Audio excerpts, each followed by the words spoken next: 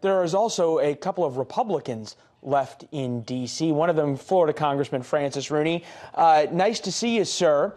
At some level, now that Republicans are in the minority, how much leverage, pull, say, does your caucus have?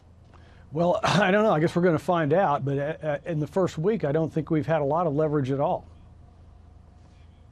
How does that play out? Nancy Pelosi going to be able to sort of wield that gavel over President Trump?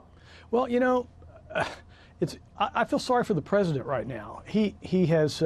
They said we don't want a concrete wall, we want a metal wall. He said, okay, we'll do a metal wall with slats. Then they said we want technology and we want more border agents. He said, okay, we'll add that to the package. But it's just really hard to reach an equitable solution among two parties when everybody doesn't want to try to find one.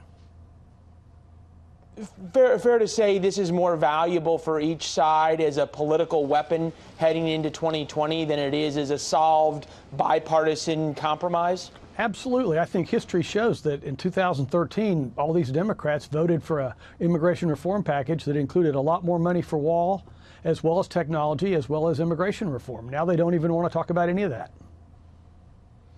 At the same level, though, during the 2018 midterms, as the last couple of weeks wound down and the president went so hard on immigration, Republicans lost 40-plus seats. Do you worry that if the Democrats are able to hold this over Republicans' head in 2020, it'll have the same deleterious effect for your party, sir? Well, I think I saw some figures, maybe from Fox, that over 70% of Americans are really concerned about border security.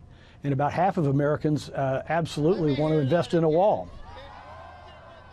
All right, so you still a winning issue in terms of how you're looking at it for continuing to demand funding for a wall, border security, call it what you will. These are the sound bites that are going to start coming on the other side. Friday was the first missed federal worker paycheck pay period, and we have this sound bite from a worker. Take a listen. I have a mortgage. I have 2 children. My wife is also a federal worker. Any bill that any person would pay, medical bills, paying for food, it's all coming out of savings right now. So that's really difficult. You worry about the effect of so many more sound bites like that and tragic sob stories of federal workers without paychecks, putting a lot more pressure on the Republican caucus? I don't know about the pressure on the Republican caucus because so many Americans want to secure the border, and this is a field that's been walked through so many times and so many votes have been cast to do these very same things. I lament greatly the suffering that our federal workers are going through and their families, and I hope we can find an answer to this, but it's going to require people wanting to seek a compromise solution. So fair to say that you are steadfast and remain so, that the suffering of the federal workers and the political price of that should go on for as long as it needs to until there is funding for a wall, a fence, call it what you want. Well, it's just a couple of things are inescapable. First of all, Honduras, Salvador, and Guatemala are not going to become good enough countries in the near term, no matter how much they are trying to stem the tide of refugees trying to leave and come to the United States. Second, you're not a country under international law if you can't police, protect your border, and determine who you let in and out of your country. Well, fair points on both. Last point to you.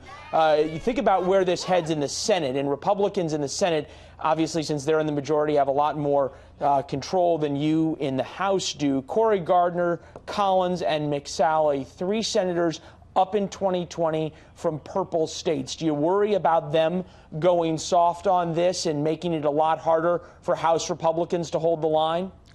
Well, I've just got to pay attention to one car on the road, and that's me. I don't really worry about the Senate too much. We've had our issues with the Senate for the last 2 years. All right, fair enough. Congressman, appreciate you being here. You're in Washington. If you get a call to come back to work and negotiate on this thing, let us know, all right? I'll do that. Have a nice time out in L.A.